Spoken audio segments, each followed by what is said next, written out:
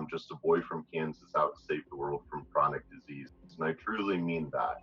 Nobody is in control of your health but you. I can't heal you. Your doctor can't heal you. You have to heal you. And it's all about having the education and empowerment to know what you need to be changing within yourself, within your life, to set your soul free and accomplish that best life that we all like to talk about. And I truly believe that the greatest medicine of all is to teach people how not to need it. I'm Brendan Vermeyer, the original Holistic Savage. Welcome to the Holistic Savage podcast. I love that you're starting with okay, bile flow, gut health. How can we, in the detoxification process?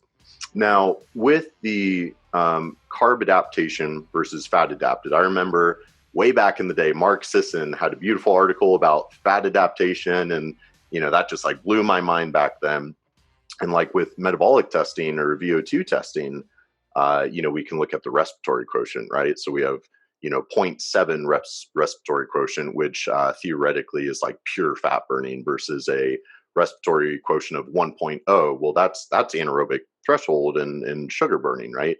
Not that we need to give the crowd a lesson on aerobic, anaerobic metabolism, but I think it's important for them to understand if we simplify of okay, well, the body really works through the principle of trying to strive to maintain homeostasis through the principle of specific adaptation to impose demand. So obviously, if we're feeding ourselves high sugar diets, what does the body get good and reliant at using as its primary fuel source? Well, sugar. And so that is always kind of that foundational principle that gets people interested. Oh, wait a second, I can train my body to be better burning, be better at burning fat. So certainly that is kind of the metabolic adaptation. And a lot of people, of course, with typical dieters and seeking that instant gratification, hey, let me just jump, I don't know how to swim, but I want to learn how to swim. So let me jump into the ocean and just see what happens.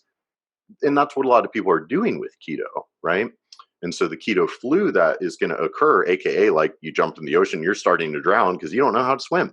Yep. So it's let's start tippy toeing in the water. So how would you recommend somebody transition into keto? You mentioned, okay, well, let's start by starting to lower the carbohydrate, starting to raise the fat.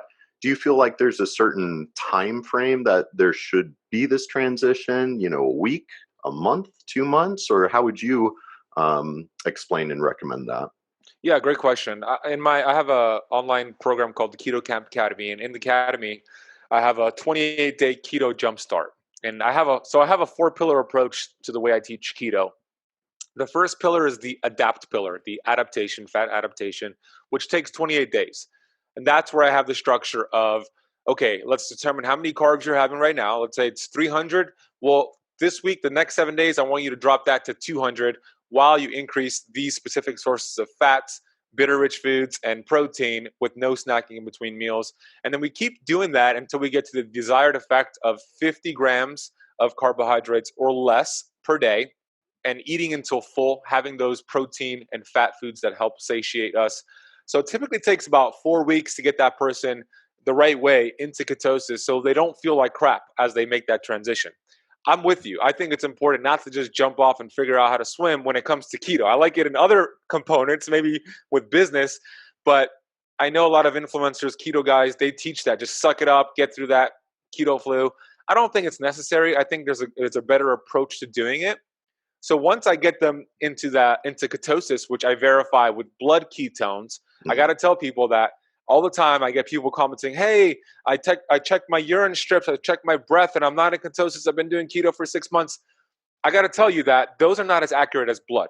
It's not going, especially the urine, because it's only accurate in the first few weeks. But once your body gets efficient at metabolizing those ketones, it won't show up in the urine, which is a good thing. Number 2 is, yes, check your blood. I use Keto Mojo, but we don't chase ketones. We chase results. Okay. Higher ketones are not necessarily better.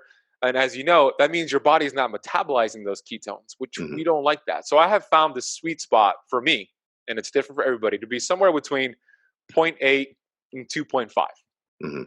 Unless I'm doing like a block fast, an extended fast, then the ketones will go up. So we get into ketosis. That's the adapt pillar. The second pillar is the fast pillar. That's where I introduce intermittent fasting. I like an 18-6 schedule. That's my favorite schedule, which means 18 hours, you're in a fasted state, you're having water, you're having sea salt, very important. You can have things like coffee or tea if you determine that it does not break your fast.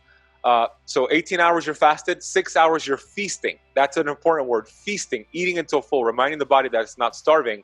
This approach is not meant to cut calories. This approach is not about eating less. This approach is about eating less often. So you still have the same calories, the same meals, but within a specific window. That's the fast pillar. The third pillar is what I call the phase pillar. That's where we actually go strict keto, very extreme, just for 2 weeks. We go down to 10 grams of carbohydrates. We force the mitochondria to start burning subcutaneous fat, to start adapting to only using fat for fuel short term. Once you get through that third pillar, you graduate into my fourth pillar, which is the flex pillar. Then I provide different variations of you to practice keto flexing. Depending on your goals, you would do different rules, but that's where you follow the different approaches to start getting out of ketosis. With that being said, there are specific considerations for women who have their monthly cycle.